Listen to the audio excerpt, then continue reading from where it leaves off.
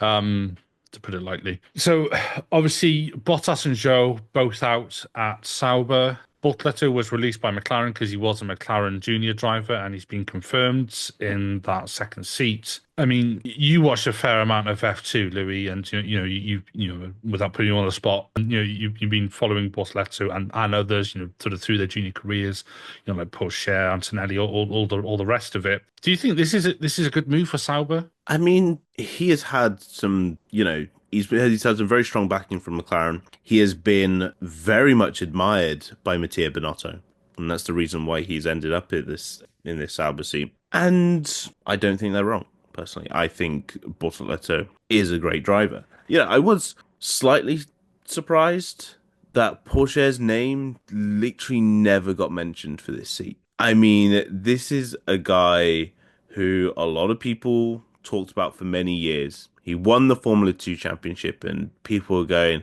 now's his time. Get him a seat. You could have been, they've been saying, why have you keeping Joe? Well, we obviously know why they kept Joe. Like, why have you signed Bottas? Sign Pourchaire, Pourchaire, Pourchaire, Pourchaire. And then they announced Hulkenberg, and we'd know, okay, well, Bottas and Joe are going to go.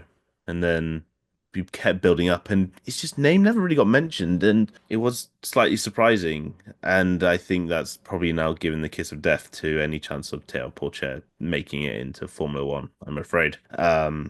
It's just the very fickle nature of Formula One, and he's just never been able to really get his foot in the door and keep it there. But I think, personally, I think it's nice that we're finally going to see a potential. I should say potential F2 champion. I'm not gonna call him the F2 champion just yet. He is not officially the champion yet, but I think he's had a great season, and it'll be nice to finally see someone at least close to the top in F2 make it into Formula One. We still have Drugovich on the sideline, a fellow Brazilian, which was a very popular man at the Brazilian Grand Prix, especially when big old Nepo baby put it in the gravel. Chance of Drugovich was ringing throughout the Brazilian crowd, and I think that's hilarious. And who else? I'm trying to think. Well, Pourchaire, who won it last year, is out of the running. And well, Piastri, we all know what happened when Piastri was being announced in Formula One.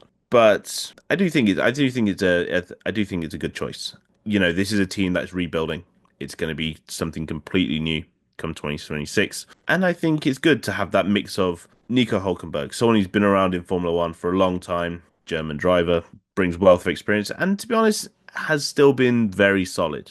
Even this season, he's been very good, as I was saying earlier, with what he's been doing with Haas. And then just to have that young driver, someone who has a lot of belief in him by people in Formula One, was very unlikely going to get in anywhere with McLaren, because being a McLaren young driver right now is pointless when you've got both of the main drivers signed for like the next 5 years. You're not going to sit around and wait. You're going to look at your fellow countryman. You're going to look at Felipe Drugovich and go, look, he's not getting a sniff at Aston Martin, and he probably won't get one anytime soon. Let's make the move. Let's go for it. And honestly, so there's a really good bunch of rookies on the grid next year. We've got Bortoleto, we've got Antonelli. I mean, we can't call Behrman a rookie anymore, but he's still kind of a rookie in my eyes when he has his first full season. We may have Liam Lawson. It's still not confirmed, but we might have Liam Lawson as well.